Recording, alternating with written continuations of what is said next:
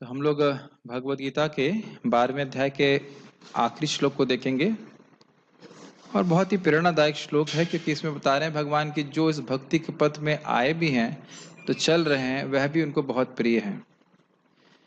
कल एक बात कही गई थी, शायद वो से कुछ स्पष्ट नहीं होगा, कि everybody servant is nobody servant.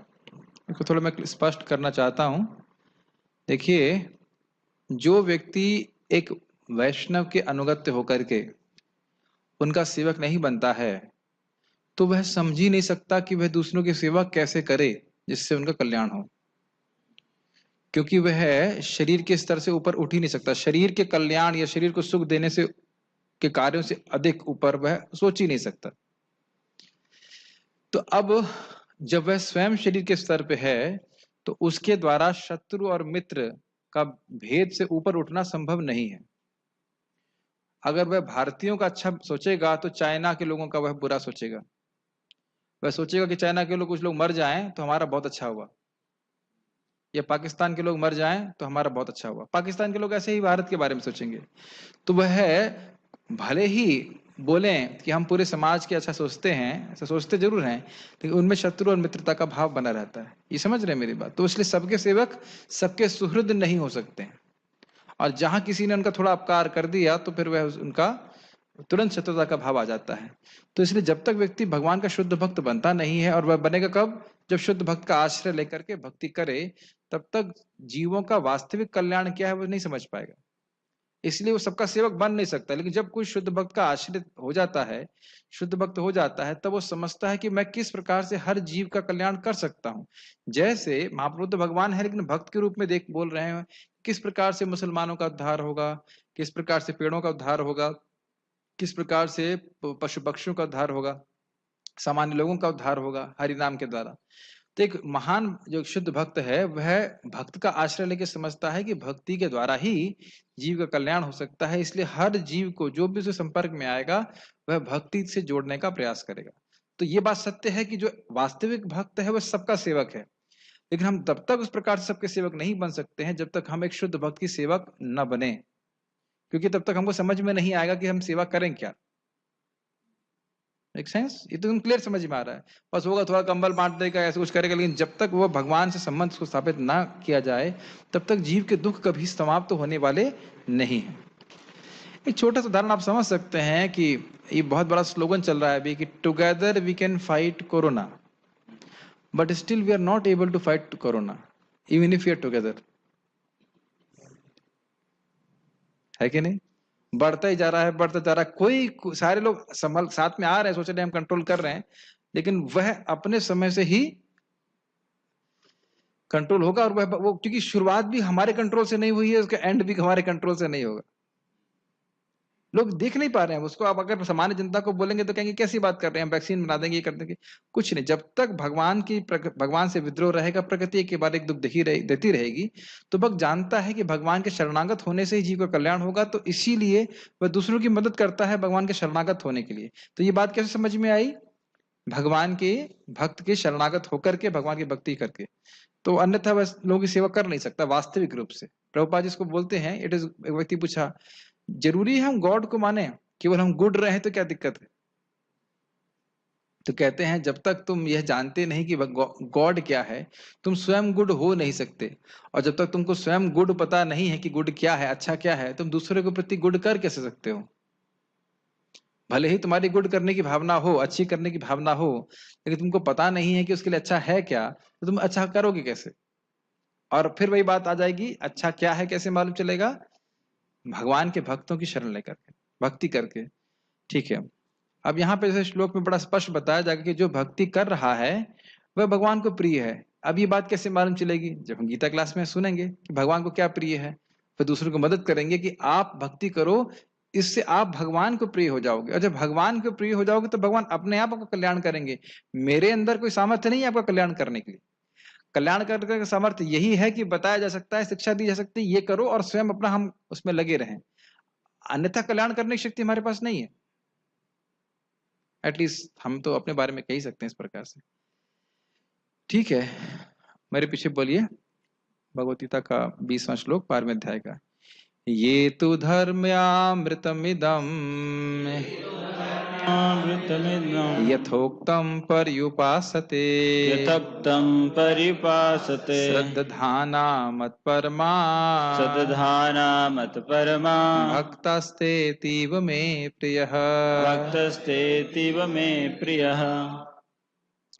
ये तू लेकिन वे, ये मतलब वे, तू मतलब लेकिन वे धर्म अमृत इदम, इदम इस धर्म जो अमृत स्वरूप है, मतलब कि ये धर्म अविनाशकारी है, इस धर्म का नाश कभी होना नहीं है।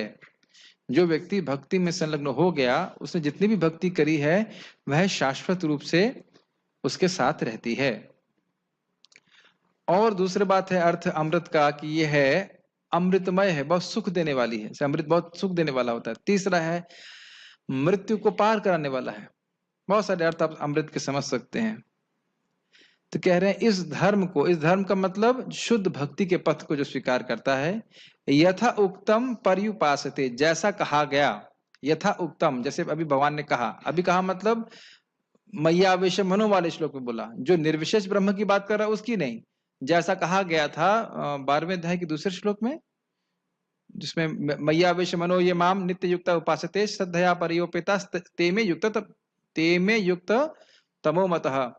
जो लोग बड़ी अपने मन को मुझ में आवेशित किए रहते हैं और श्रद्धा से मेरी उपासना करते हैं, परिउपासना, परिउपासना यहाँ पे भी शब्द है परिउपासते, मतलब मन से, वचन से, कर्म से, हर तरह से कृष्ण की ही सेवा करते हैं।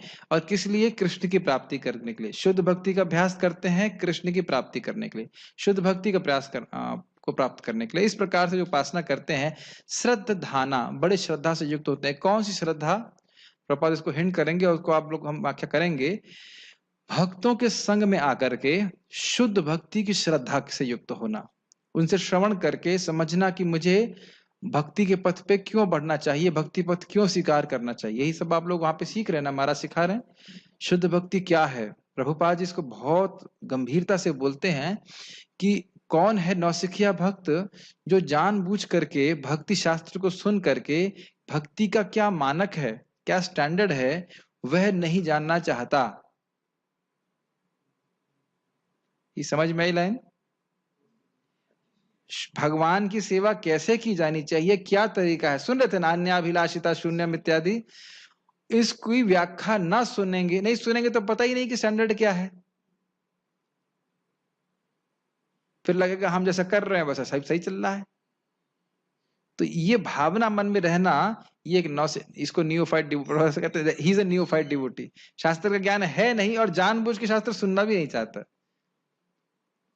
एक बात मैं आप लोग से शेयर करना चाहता हूं कि देखिए, जब हमने भक्ति ज्वाइन किया है, मैं ब्रह्मचारी की बात नहीं कर रहा हूं, चाहे वानप्रस्थ हो, चाहे गृहस्थ हो, चाहे कोई जो भी उस भक्ति के पथ पे आ गया है, ये समझ लीजिए कि बहुत शिक्षा की जरूरत है। अभी हम लोग बिल्कुल अनपढ़ हैं, कुछ भी नहीं जानते। आज ही मैं विचार कर रहा था भक्ति साम्य सिंधु, तो क्या श्रद्धा है, क्या गोल है, क्या साधन है, क्या साध्य है, इसको खूब प्रचुर मात्रा में समझेंगे, सुनेंगे, तब ठीक से हम इसका संपादन करके भगवान के पास पहुंच सकते हैं। इतना आसान भी नहीं जितना आप सोच रहे हैं, बहुत सारी चीज समझने वाली हैं। तो कह रहे श्रद्धाना मतलब कौन सी श्रद्धा से युक्त होता है? शास्त्रीय श्रद्धा से। जो भक्ति के प्रतिपादक ग्रंथ हैं उनमें श्रद्धा उसकी है, उसको सुनता है भक्तों के संग में। प्रभुपाद इसको समझाएंगे अभी। मत परमा मतलब मेरे ही प्रति समर्पित है और कृष्ण की प्राप्ति ही करना चाहता है, भक्ति करके और कोई वस्तु प्राप्त नहीं करना चाहता। जैसा आज हम सुन रहे थे, महाराज बहुत अच्छे से समझा रहे थे कि अगर आप धन की प्राप्ति करना चाहते हैं, अगर शुद्ध भक्ति का अभ्यास करना चाहते हैं, तो भक्ति को धन प्राप्ति के लिए ना कीजिए। धन प्राप्ति के लिए और कोई प्रयास कर सकते हैं, लेकिन हरे कृष्णा धन के लिए ना करें। अब यह उत्तम भक्ति के लिए है, अगर हम उत्तम भक्ति करना चाहते हैं। लेकिन इसका अर्थ यह नहीं है कि अब जिसके हृदय में भौतिक इच्छा है, वो उत्तम भक्ति नहीं करना चाहता, तो हरे कृष्णा जो है धन के लिए नहीं कर सकता। आप बोलोगे तो भी वह इसी के लिए करेगा, तो भी उसके लिए करेगा। लेकिन धीरे धीरे से समझ में आएगा, अगर भक्ति करता रहा और जब करता रहा, भक्तों का संग करता रहा, तो समझ में आएगा कि भक्ति का उपयोग, ये भक्ति का संपादन भौतिक वस्तुओं के लिए नहीं करना चाहिए। हाँ, ध्रुव महाराज ने किया तो नारद जी क्या शिक्षा दी? नारद जी शिक्षा नहीं दिए थे पहले। नारद जी कहे कि ये सब के लिए, ये सब भौतिक वस्तुओं के पीछे भाग के क्यों भागना चाहते हो? मन को संयम करने का प्रयास करो। जब उसने कहा नहीं मेरे को समझ में नहीं आ रहा, तो कहा ठीक है भक्ति करो। जानते हैं, वो जानते हैं क्योंकि भक्ति का अपना प्रभाव है कि भक्ति जब भक्ति करता है, और स्पेशली नारद जी के अनुगत्य में कर रहे थे, तो फिर वो अपने आप ही शुद्ध हो जाएगा। ऐसी स्थिति आ जाएगी एक दिन कि जब है उसको कुछ भी नहीं चाहिए। लेकिन हमें ये ध्यान देना होगा कि ध्रुव महाराज की साधना का लेवल, उसको हम छू भी नहीं सकते। ये मैंने वृंदावन चंद्र महाराज से पूछा कि दिति जो है इंद्र को मारने के लिए भजन कर रही थी, ध्रुव महाराज भौतिक इच्छा से भजन कर रहे थे, तो वहां कोई उपदेश उनको क्यों नहीं दिया गया इस प्रकार से? क्योंकि उनकी चेतना इस प्रकार की थी कि उस समय उसको ग्रहण नहीं कर सकते थे, शुद्ध भक्ति के बारे में नहीं स्वीकार कर सकते। यहाँ तक कि अदिति को भी कश्यप ऋषि बता रहे थे तुम क्या चिंता कर रही हो, इंद्र तुम्हारा बेटा है, तुम ऐसा मान रही हो या ज्ञान है। तो ये सब सुन करके उनको ज्ञान दिया जा रहा था। महाराज कह रहे थे वो ज्ञान दिया जा रहा है, और वो और राग से और रो रही हैं, उनको और राग हो रहा है कि मेरा बच्चा चला, उनके धन चला गया। तो जब किसी की चेतना उस प्रकार की है तो उपदेश भी उसी प्रकार से दिया जाता है। तो भक्ति कैसे भी की जाए बहुत अच्छी है, नाम जब कैसे भी किया जाए बहुत अच्छा है, लेकिन अगर हम तीव्र प्रकृति चाहते हैं, और हम लोग साधना तो बहुत कम कर रहे हैं कि हम केवल साधना के द्वारा शुद्ध हो जाएं, तो बहुत कम कर रहे हैं। तो इसलिए मनोवृत्ति का बहुत महत्व है। दिति के प्रकार नियमों का पालन का भी तो हम नहीं कर पा रहे ना, या इवन ध्रुव महाराज की तरह। तो इसलिए अपनी तरफ से भी कुछ मनोवृत्ति ठीक कर लेनी चाहिए। और वस्तुतः आप जानते ही हैं कि आत्मा किसी भी भौतिक वस्तु से संतुष्ट हो ही नहीं सकती। ये तो शास्त्र सुनकर के समझ लेना चाहिए।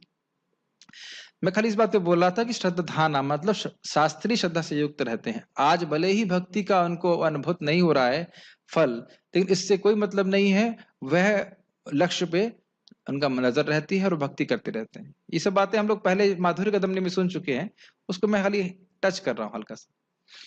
और ऐसे भक्तास्ते अतीव में प्रिय। अतीव का अर्थ क्या होता है? अत्याधिक। अभी तक भगवान बोल रहे हैं मैं प्रिया मैं प्रिया, अब बोल रहे हैं अतीव में प्रिय। जो इस प्रकार से साधना भक्ति भी कर रहा है भगवान की प्राप्ति करने के लिए, तो भगवान उस व्यक्ति को भी, वह व्यक्ति भी बहुत उनको प्रिय है, साधना के स्तर पे भी। इसलिए मैंने वो बोला कि ये श्लोक बहुत ही प्रेरणादायक है। ठीक है, पढ़ते हैं। जो इस भक्ति के अमर पथ का अनुसरण करते हैं, समझ में आ रहा है? साधना साधकों की बात हो रही है ना? यस। और जो मुझे ही अपना चरम लक्ष्य बनाकर श्रद्धा सहित पूर्ण रूपेण संलग्न रहते हैं, वे भक्त मुझे अत्यधिक प्रिय हैं। फिर से सब लोग शब्दों के अर्थ को समझिए। अमर पथ का अनुसरण करते हैं अर्थात भक्ति अमृत है, इस भक्ति के जो भी सेवा कर रहे हैं उसका लाभ शाश्वत है। चरम लक्ष्य मुझे बनाए हुए हैं अर्थात कृष्ण के चरणों की प्राप्ति। श्रद्धा रहित पूर्ण रूपेण संलग्न है, मतलब पूर्ण रूपेण मतलब मन वचन कर्म से हर समय कृष्ण की सेवा में संलग्न रहते हैं, और भक्त मुझे अत्यधिक प्रिय है। तो यहाँ पे किन की बात हो रही है? सिद्धों की बात नहीं हो रही, साधकों की बात हो रही, जो साधना कर रहे हैं, लेकिन किस मनोभाव से कर रहे हैं हम देख लेना चाहिए। इस श्लोक को आप वैसे भी पढ़ेंगे तो अच्छा रहेगा, मतलब आगे जाके फिर से पढ़ेंगे तो अधिक समझ में आएगा। गीता भूषण टीका। भक्ति योग के वर्णन का उपसंहार करते हुए भगवान यहाँ भक्ति योग में निष्ठा के फल को कह रहे हैं। उपसंहार मतलब होता है, मतलब समराइज, कंक्लूजन, कंक्लूजन करना। और भक्ति योग में निष्ठा का अर्थ है दृढ़ विश्वास भक्ति में, कि मैं भक्ति कर रहा हूं ये मुझे परम कल्याण पे लेके जाएगी, और परम कल्याण है भगवान की प्रेमा भक्ति। इस प्रकार की निष्ठा। मैं कर्म और ज्ञान इत्यादि का आश्रय नहीं लूंगा। आज भी इसे महाराज समझा रहे थे कि एक बल्ब है, और बल्ब के आगे आप कुछ पेपर लगा दो कि बल्ब का प्रकाश पूरा नहीं आएगा। तो इसी प्रकार से कर्म कांड और ज्ञान कांड का आश्रय ले लेंगे तो भक्ति फिर आवृत हो जाएगी।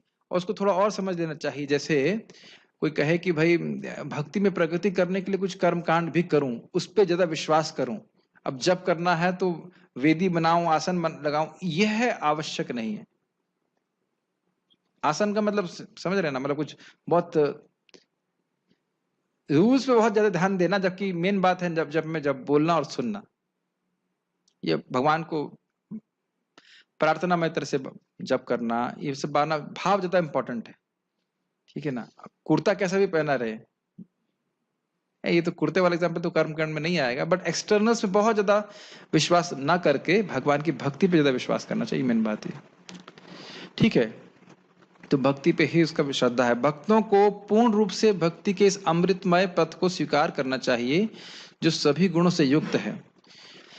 अमृतमय की मैंने व्याख्या कर दी थी, और जिसका वर्णन मय्यावेश्य मनो ये माम आदि श्लोक में हुआ था। ये दूसरे श्लोक में हुआ था ना, जब अर्जुन ने प्रश्न किया कि जो निर्विशेष व्यक्ति से आसक्त हैं और जो आप में भक्ति कर रहे हैं श्रेष्ठ कौन है, तो उसमें भगवान ने आप श्लोक बोला था। इसको मैंने उद्धृत पहले ही कर दिया था, इसकी व्याख्या हम लोग पहले कर चुके हैं। मन को मुझ में आवेशित करते हैं, तो इसका अर्थ समझ लेना चाहिए मन से मतलब सारी इंद्रियों को भगवान की सेवा में लगाए रखना। ये नहीं कि केवल मन लगाया हुआ है, मन भी है, आंखें भी हैं, कान भी हैं, इसे उपलक्षण से सारे ही इंद्रियों को ग्रहण करना होगा। वो भगवान में ही आवेशित है। आवेशित मतलब समझते हैं एब्जॉर्ब्ड। एब्जॉर्ब्ड जो इस पथ की शरण लेते हैं, जैसे वे मेरी शरण लेते हैं, जो इस पथ के द्वारा प्राप्य हैं, जो इस पथ के प्रति श्रद्धावान हैं और जो मुझ में निरत हैं, ऐसे भक्त मुझे अति प्रिय हैं। एक एक लाइन को समझिए। जो इस पथ की शरण लेते हैं, पथ मतलब साधना भक्ति, शरण लेने का मतलब है इसका आश्रय ले रहे हैं कि इसके आश्रय लेकर इसके आश्रय लेकर ही मुझे भगवान की प्राप्ति हो जाएगी। ही शब्द बहुत महत्वपूर्ण है। एकांतिक आश्रय, भक्ति के अलावा मुझे और कोई पथ स्वीकार नहीं करना है अपने जीवन को सफल बनाने के लिए। और जीवन की सफलता क्या है? भगवान श्री कृष्ण के चरणों में शुद्ध प्रेम। तो भगवान कृष्ण की शरण जाने का में आने का अर्थ है भगवान के द्वारा ये प्रदत्त अमर पथ है, अमृतमय पथ है भक्ति का, इसका आश्रय लेना। और इसका आश्रय लेने के लिए हमें सबसे इंपॉर्टेंट क्या है हमारे लिए? भक्तों का संग। तो भक्तों के संग में रह करके शुद्ध भक्ति का जो आचरण करता है कृष्ण की प्राप्ति के लिए, इस श्रद्धा से युक्त है। श्रद्धा का मतलब इच्छा भी होता है। क्या इसकी इच्छा है? मैं भक्ति कर रहा हूं ताकि मुझे भगवान की प्राप्ति हो जाए। भाई जैसे आप बस में बैठते हैं, तो बस में बैठने में के पीछे कोई इच्छा होती है कि नहीं? मैं इस बस में बैठा हूं ताकि मैं इस जगह पहुंच जाऊं। Does it make sense? इसी को श्रद्धा कहा जाता है। भगवान श्रद्धा के अनुसार फल देते हैं। एक जगह टीका में आया था कि क्या संस्कृत श्रद्धा नहीं, श्रद्धानुसारी भक्ति नहीं, संस्कृत में था वो, मुझे याद था वो। उसमें 3 शब्द आए थे, मुमुक्षुणाम अभय प्रदम, अनुरागी नाम आनंद प्रदम, और एक और था कि जो भोग चाहते हैं उनको अभ्युदय प्रदम, उसको ऊंचा उठाते हैं। स्वर्ग चाहता है तो उसको ऊपर उठाते हैं, स्वर्ग जो चाहता है स्वर्ग दे देते हैं। जो मुक्ति चाहते हैं उनको संसार भय, हाँ, मुमुक्षु नाम संसार भय निवर्तकम, जो मोक्ष चाहते हैं उनके लिए भगवान संसार के भय के निवर्तन करने वाले हैं, समाप्त करने वाले हैं। और जो भगवान के अनुरागी हैं, प्रेमी हैं, उनको अनुरागी नाम आनंद प्रदम, ऐसे ही करके श्लोक था, उसमें को टीका थी इस प्रकार से। जो अनुरागी हैं, भगवान का प्रेम चाहते हैं, उनको सुख देते हैं। जैसे हमने रोज गाते हैं प्रहलाद आह्लाद दाई ने, क्योंकि भगवान के अनुरागी हैं प्रहलाद महाराज, तो भगवान को सुख देते हैं।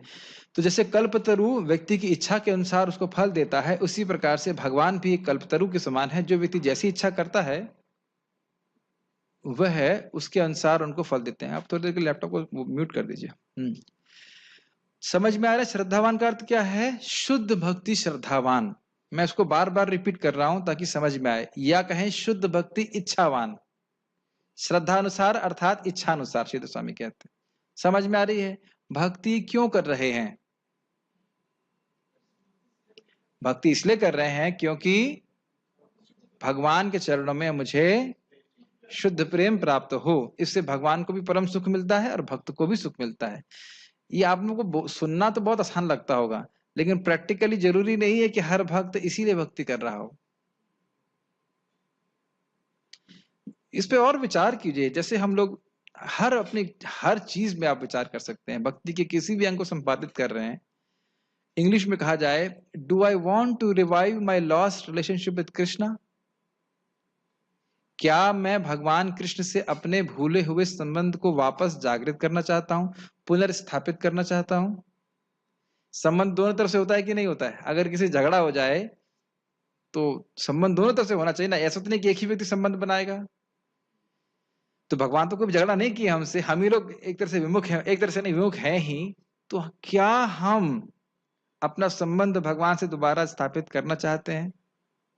आप सब लोग जब क्लास में पूछा जाएगा तो कहेंगे हाँ हाँ, yes yes yes yes yes yes. लेकिन किस प्रकार से हम जप कर रहे हैं, किस प्रकार से भगवान को प्रणाम कर रहे हैं, कैसे आरती में आरती कर रहे हैं, कैसे आरती में अभिनिवेश है, किस प्रकार से प्रवचन सुन रहे हैं, इन सभी के पीछे गाइडिंग पॉइंट जो है वो है हमारी भक्ति की श्रद्धा।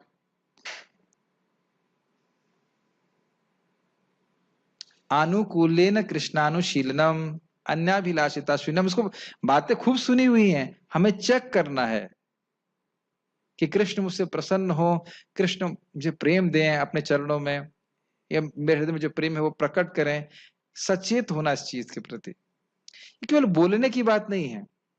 अगर भक्त वाकई चाहता है तो पहले दिन से ही वह अच्छे से भक्ति करने का प्रयास करेगा। कितना कर पाएगा वह तो भगवान के ऊपर निर्भर करता है।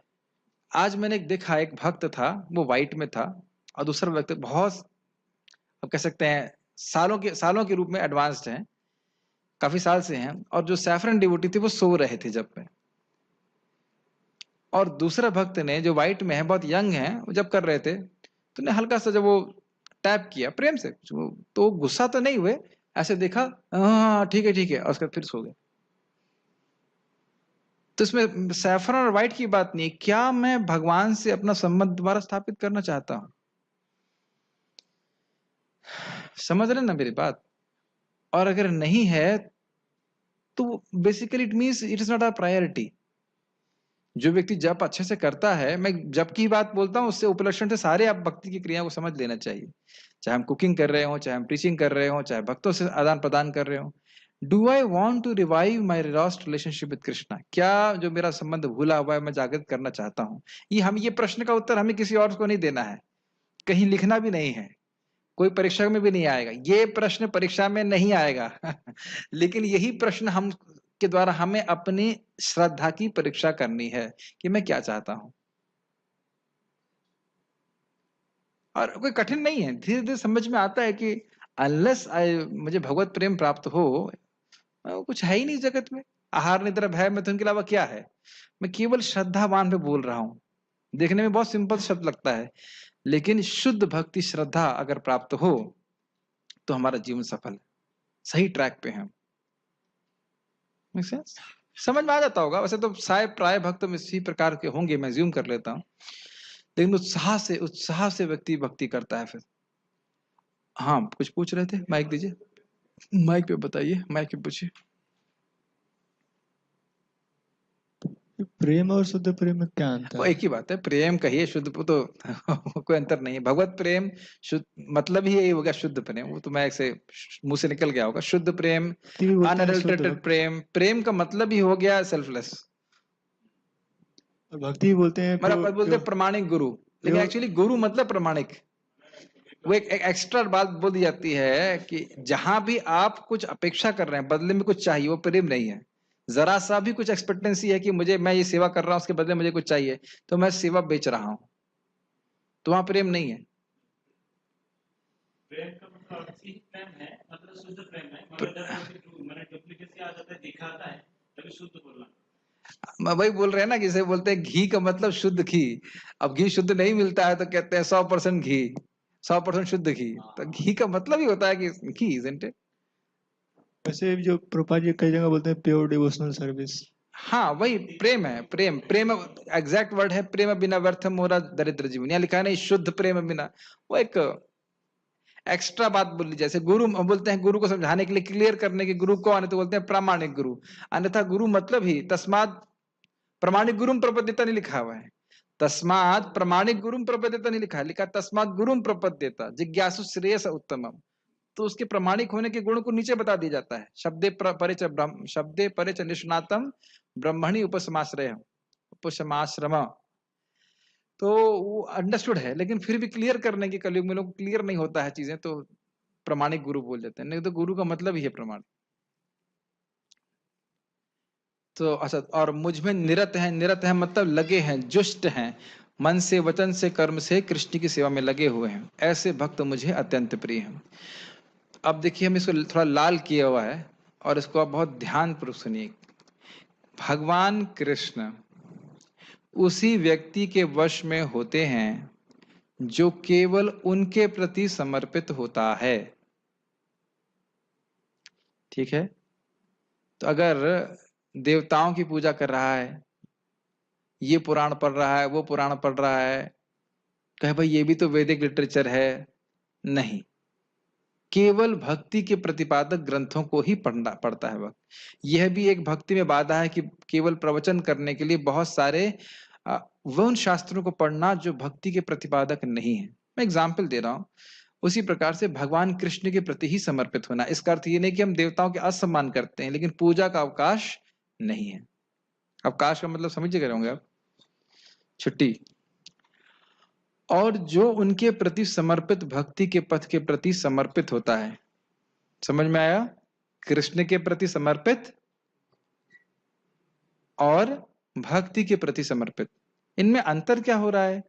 देखिए, कृष्ण के प्रति समर्पित का मतलब हो गया कृष्ण ही परम आराध्य हैं, एक परम एकांतिक आराध्य हैं, वही पूजनीय है, उन्हीं के पूजन भक्त करता है, उन्हीं की सेवा करता है। यस, ये अर्थ हुआ। और कैसे करता है, कृष्ण को कैसे संतुष्ट कर सकता है? वो जानता है कि भक्ति के अलावा और कोई तरीका नहीं जिसके द्वारा कृष्ण की पूजा हो, कृष्ण पूरी तरह संतुष्ट हो। दोनों लाइनें समझ में आ रही हैं? कृष्ण को ही संतुष्ट करना जीवन का परम लक्ष्य है, और वह सर्वश्रेष्ठ तरीका कृष्ण को संतुष्ट करना है शुद्ध भक्ति का आचरण करके। तो दोनों के प्रति उसकी निष्ठा होती। समझ में आई? अति सुंदर भगवान प्रेम के द्वारा ही जीते जाते हैं, इस सत्य का वर्णन भगवत गीता के 12वें अध्याय में हुआ है। और ये वर्णन किसने किया है? भगवान ने स्वयं। लास्ट लाइन में क्या बोल रहे हैं? भक्तास्ते अतीव में प्रिय, अति प्रिय हैं, अति प्रिय हैं। और ये समझ लेना चाहिए कि भगवान को जीतने का अर्थ क्या है। भगवान को जीतने का अर्थ यह है कि भक्त भगवान के द्वारा जीता जाता है, मन वचन कर्म सब कृष्ण को समर्पित होता है, और भगवान कृष्ण भी भक्त के द्वारा जीते जाते हैं, वह एक प्रकार से उनकी संपत्ति बन जाते हैं। जैसे हम देख रहे हैं कि भगवान कृष्ण युधिष्ठिर महाराज के दूत भी बने हुए हैं, अर्जुन के सारथी भी बने हुए। तो प्रभुपाद जी कहते हैं क्यों ऐसा है? क्योंकि पांडव भी भगवान की सेवा में, इंग्लिश में कहेंगे मैलिएबल हैं। जैसे एक लोहे को आप पीट पीट कर कोई भी रूप दे सकते हो, उसी अर्थ में प्रभुपाद का प्रयोग कर रहे हैं कि कृष्ण की सेवा में वह हर तरह से करने के लिए तैयार है। सुख में, दुख में, हानि में, लाभ में, हार पराजय, किसी भी तरह से, पराजय में, जय में, किसी भी स्थिति में वह कृष्ण के प्रति सेवा को छोड़ते नहीं है, कृष्ण के प्रति प्रेम को नहीं छोड़ते हैं। तो कृष्ण भी उसी प्रकार से इनकी सेवा करना चाहते हैं। बहुत उच्च कोटि का स्तर है, लेकिन ऐसे शुद्ध भक्त का आश्रय किसी को प्राप्त हो, उनका अनुगत्य प्राप्त हो, तो उन्हें भी भगवान की कृपा मिल जाएगी, भले ही उनकी स्थिति वैसे ही ना हो। मैं आज सुबह इस पे विचार कर रहा था कि हमारा कितना बड़ा भाग्य है कि श्रील प्रभुपाद जी जैसे महान भक्त भी एक मतलब लिमिटेड शब्द है, गोलोक के पार्षद के अनुगत्य हमको प्राप्त है। प्रभुपाद जी यहीं बैठे थे और एक भक्त को बोले थे, क्या नाम था उनका, गुरु कृपा प्रभु, हाँ, कि तुम ये मंदिर यहाँ बना रहे हो, इस्कॉन वृंदावन, और गोलोक में कृष्ण तुम्हारे लिए घर बना रहे हैं, और मैं ये देख सकता हूं। तो हम लोग तो मतलब हमारी छोटी सी बुद्धि की पूरी तरह रेंज के बाहर है कि प्रभुपाद जी को क्या साक्षात्कार प्राप्त था और किस प्रकार का उनका मतलब भगवान से संबंध है, और क्या उनका एक्सेस है ज्ञान का, अद्भुत है। इसीलिए श्रील प्रभुपाद जी के ग्रंथों को पढ़ना ये बहुत इंपॉर्टेंट है, उनका संग हमको प्राप्त होता है। मैं इसीलिए भक्तों को बोलता हूं कि इधर उधर की बहुत सी किताबें पढ़ने के चक्कर में हम भ्रमित भी होते हैं और प्रभुपाद जी के प्रति श्रद्धा नहीं होती।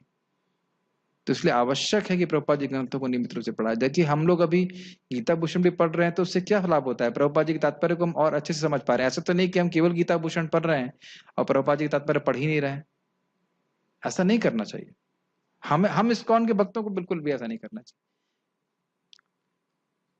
तात्पर्य, इस अध्याय में दूसरे श्लोक से अंतिम श्लोक तक मय्यावेश्य मनो ये माम, मुझ पर मन को स्थिर करके से लेकर ये तु धर्मामृतमिदम, नित्य सेवा इस धर्म को तक भगवान ने अपने पास पहुंचने की दिव्य सेवा की विधियों की व्याख्या की।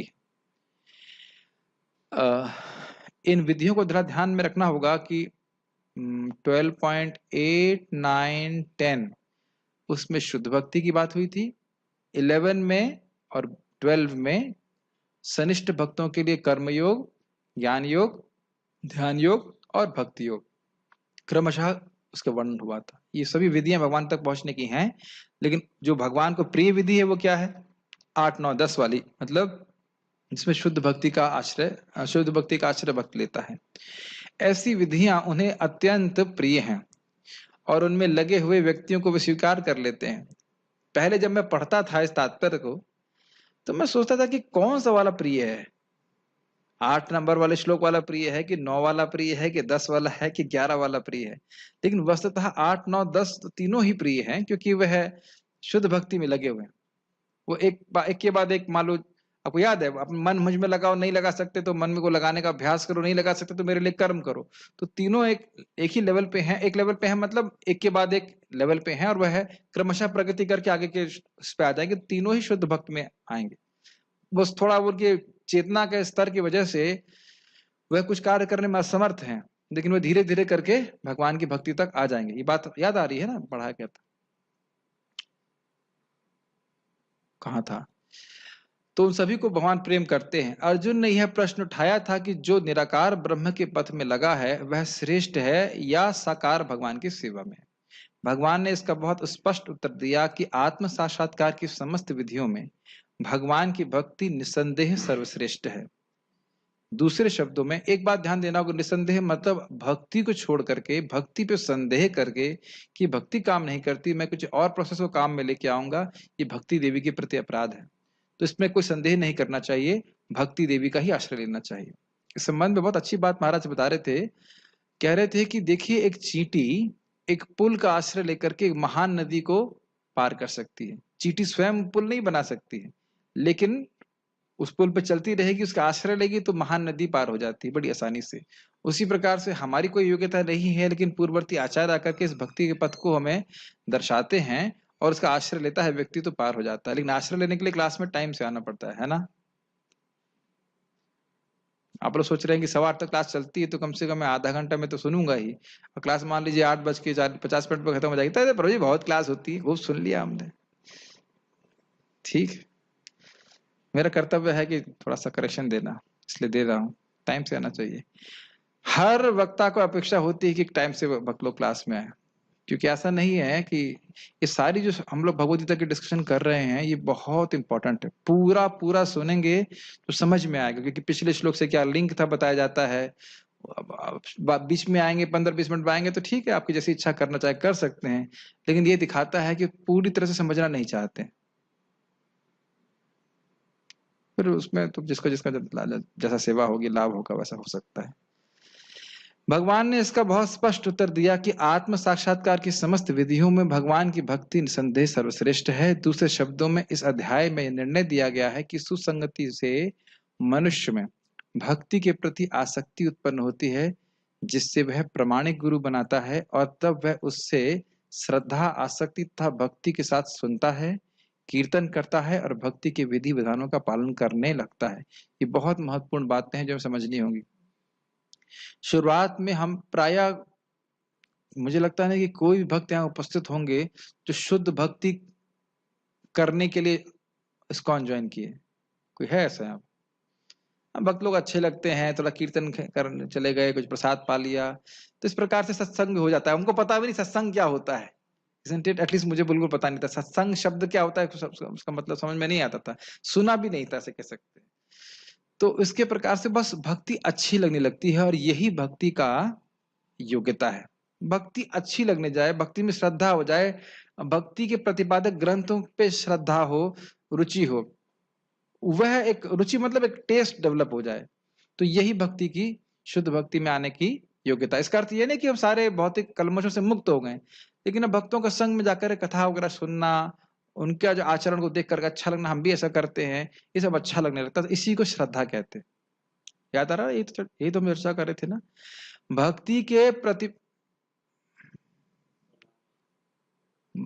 भक्ति प्रतिपादक ग्रंथों में श्रद्धा, ये श्रद्धा का अर्थ है। इसमें कुछ मिसिंग तो नहीं है? माधुर्य कदमनी के प्रवचन में महाराज यही समझा रहे थे, भक्ति प्रतिपादक ग्रंथों में श्रद्धा।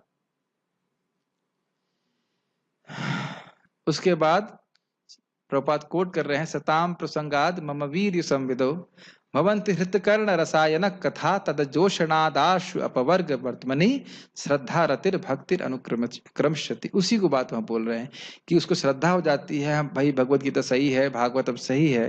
कैसे? भक्तों के संग में आकर के वे भगवान के बारे में सुनता है। समझ रहे हैं? देखिए, अगर आप रिकॉर्डिंग सुन रहे होते तो कोई डांटता नहीं कि आप लेट आए। तो रिकॉर्डिंग अपने आप में इंपॉर्टेंट है, लेकिन पूर्ण नहीं है। अभी तो रिकॉर्डिंग तो हम बंद भी कर सकते हैं, है कि नहीं? कुछ और काम करना है, बहुत महत्वपूर्ण काम है, टिक बंद कर देंगे। गुरुजी बंद करो, गुरुजी को बंद कर दो, अभी और कुछ काम करना है। तो रिकॉर्डिंग का भी महत्व है, ठीक है, लेकिन सामने बैठ के सुनना चाहिए ना। तो बात आ रही है श्रद्धा की। श्रद्धा कब होती है? जब भक्तों के संग में आकर हम सुनते हैं। फिर क्या है? भगवान में आसक्ति आ जाती है। श्रद्धा रतिर भक्तिर अनुक्रमशित, रति भगवान में प्रेम बढ़ता है, और फिर भगवान में क्या? श्रद्धा रतिर भक्ति, फिर प्रेम भक्ति प्राप्त होती है। और यहाँ कह रहे हैं भक्ति के विधि विधानों का पालन करने लगता है। यहां मैं बहुत कठिनाई अनुभव करता हूं कि किसी भक्त को प्रवचन दे करके ये जागृत कर देना कि मुझे कृष्ण की प्राप्ति करनी है। किसको करनी है? मुझे शब्द बहुत महत्वपूर्ण है। बस यही सारी एनडीपी है, न्यू डिवोटी प्रोग्राम। जब मुझे कृष्ण की प्राप्ति करनी है तो मैं आग्रह करूंगा, प्रश्न करूंगा कि मुझे क्या करना है कि कृष्ण की प्राप्ति हो। क्या बातें समझ में आ रही? बहुत सिंपल सी बात है। वो तो सो रहा है, वो तो सुबह नहीं उठ रहा है, ये तो आए नहीं क्लास में। क्या यह प्रश्न कोई भक्त करेगा? जब आप लोग आज प्रसाद लेने गए तो सोचा वो बगल वाला तो खाया नहीं? कितने लोग सोचे? एक भी सोचा नहीं, क्योंकि मुझे भूख लग रही है तो मुझे खाना है। और जो कोई सोचे कि भाई अपना कल्याण नहीं सोच सकेगा तो उपनिषद भी आकर के ज्ञान देंगे तो उसे नहीं हो सकता है क्या? समझ में आ रहा है कि नहीं? मुझे सोचना है कि मैं जब में रुचि कैसे उत्पन्न करूं। अगर मान लीजिए मुझे नींद आ रही है तो मैं नींद से कैसे उठूं? ठीक, उठूं मतलब बाहर आऊं। अगर मेरा मन नहीं लग रहा है सेवा में तो क्या, मतलब समझ रहे हैं? भक्ति में जो बाधाएं वो आ रही हैं तो उसे खुद देखना है कि मुझे प्रगति करनी है। Doesn't make sense? उसके बाद फिर कठिनाई नहीं होती है कुछ करने के लिए। प्रवचनों का, क्लासेस का यही महत्व है कि शुद्ध भक्ति श्रद्धा जागृत हो जाए। मतलब बहुत सारे महत्व हैं, बहुत सारे कारण है, एक ये मुख्य कारण है। ठीक है? और आप जान रहे हैं कि भगवान की प्राप्ति करना इतना आसान भी नहीं है। तो अगर हमारे अंदर स्वयं में दृढ़ता नहीं है तो बाहर वाला कितना भी बोले ऐसे जब करो वैसे जब करो, फिर हम सस्टेन नहीं कर पाएंगे। उसका अर्थ ये नहीं कि हम ना आए क्लास पे, सुनते रहेंगे, एक दिन शायद बल्ब जल जाए।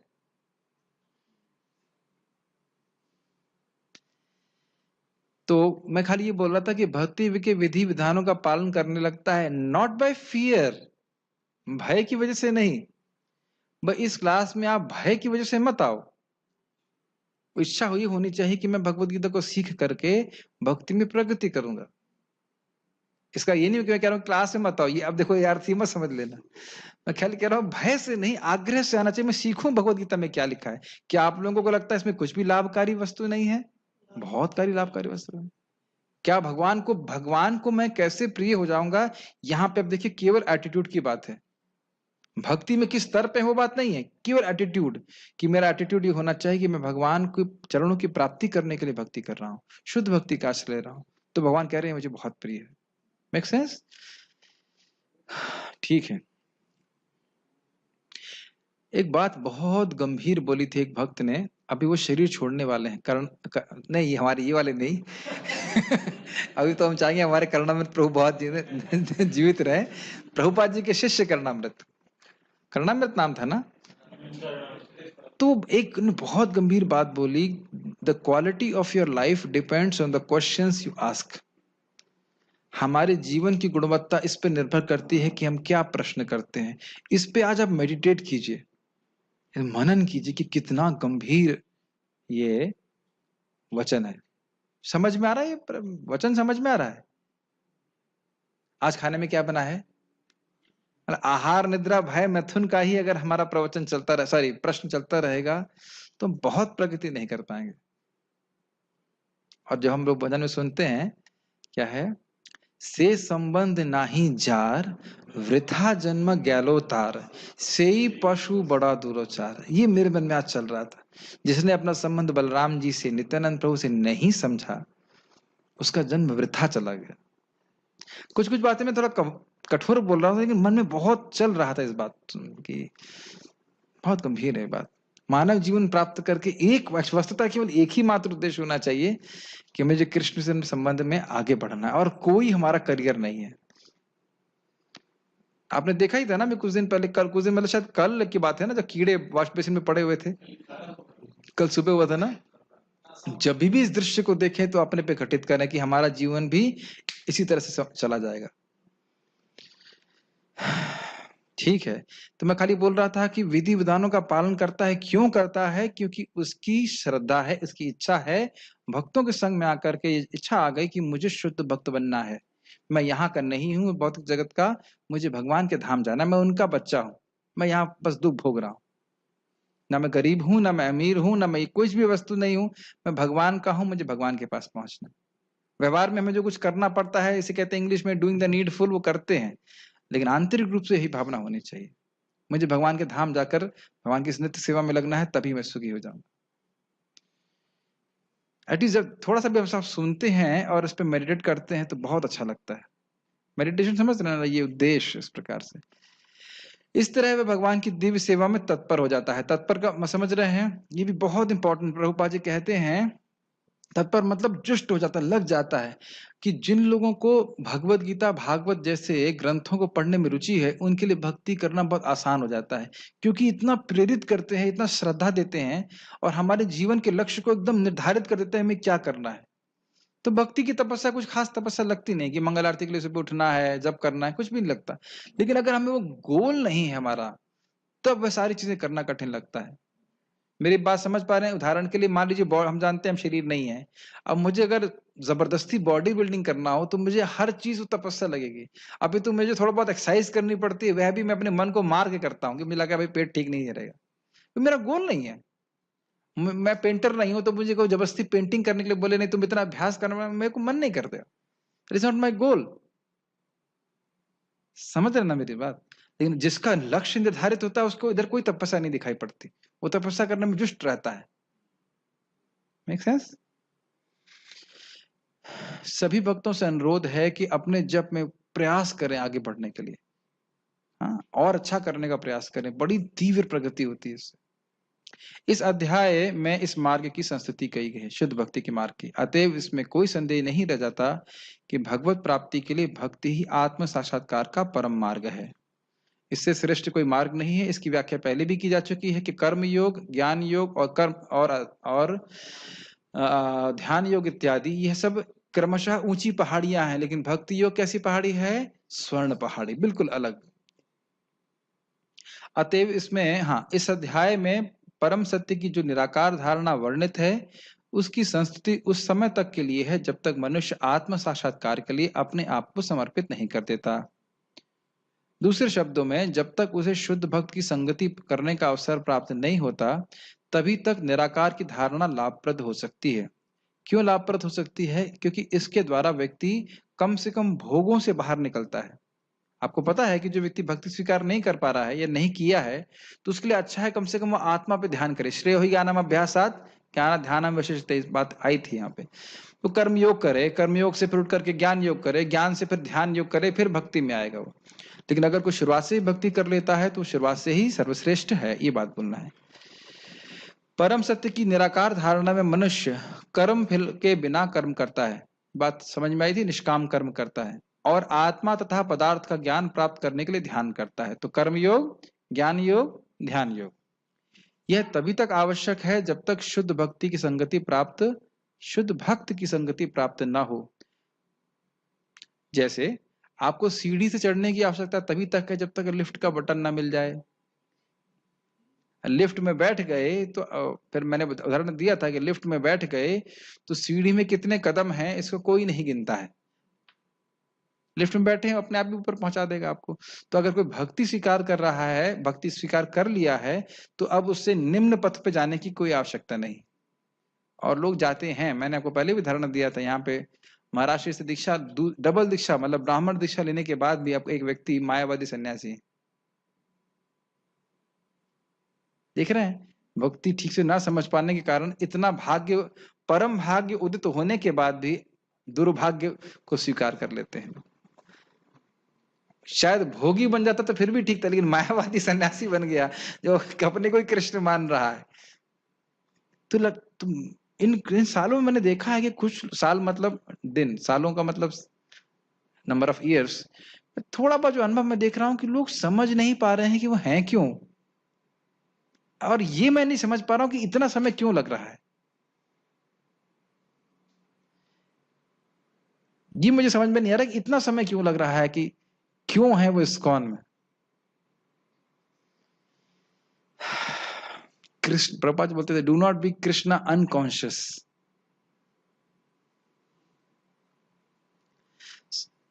ये मुख्य बात है, श्रवण कीर्तन में रुचि न लेना। परम पूज्य वृंदावन चंद्र महाराज के प्रवचन जब भी मैं सुन के आता हूं तो मेरे को लगता है बस श्रवण कीर्तन में ही लगना चाहिए। एकदम एकदम बहुत स्प्रिया होती है, बस श्रवण कीर्तन में लगना चाहिए। इवन व्यवहार की बात भी अच्छी नहीं लगती। बहुत सारे बातें पता हो सकती हैं, लेकिन शुद्ध भक्तों का संग वो हमारे हृदय में बहुत तीव्र प्रभाव देता है। मैं इसीलिए आप लोगों को बोल रहा हूं कि प्रवचन सुनने जाइए, चाहे 20% समझ में आए, 10% समझ में, उससे मतलब नहीं है, वो कान से बात स्पर्श करनी चाहिए।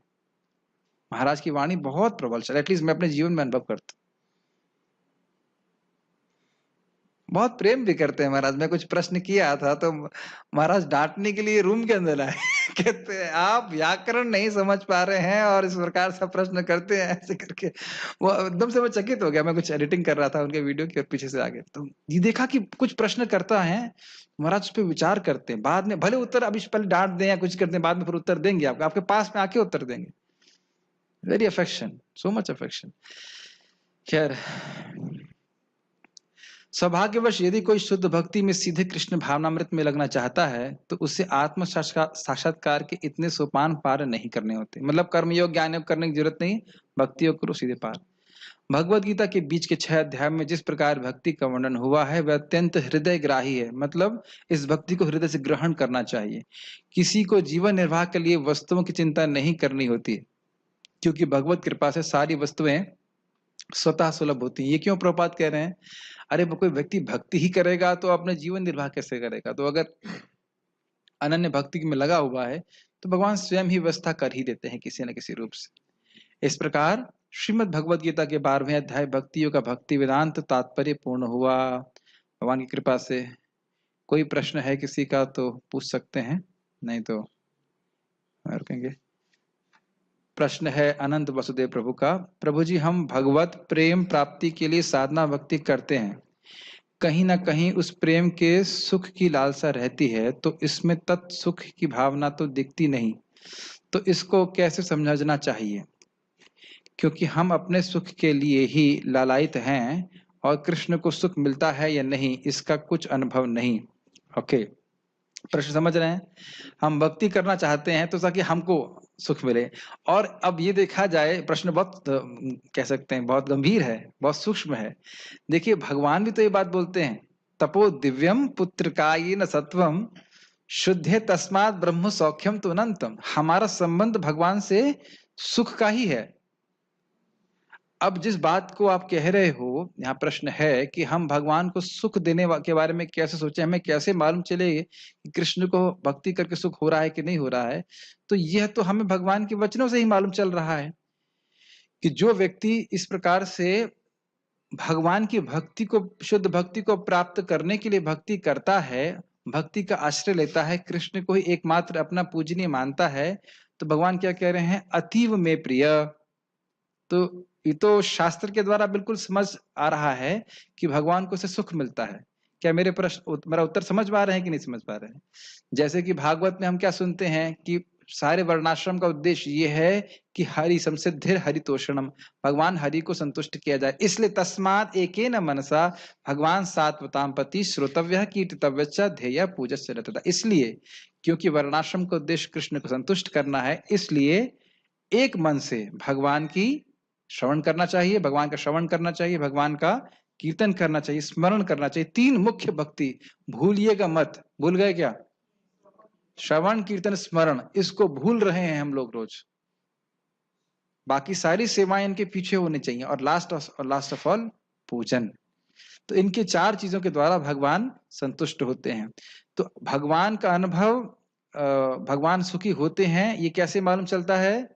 शास्त्र के द्वारा, भक्ति शास्त्र के द्वारा। भगवान खाना, हमारा भोग स्वीकार करते हैं, कैसे मालूम चलता है? भगवत गीता के द्वारा। तो आप और कैसे कहेंगे मालूम चलता है? अब इतने उन्नत तो नहीं हुए हैं कि आप सीधे देखें भगवान कैसे खा रहे हैं, इतना तो हमको नहीं पता है।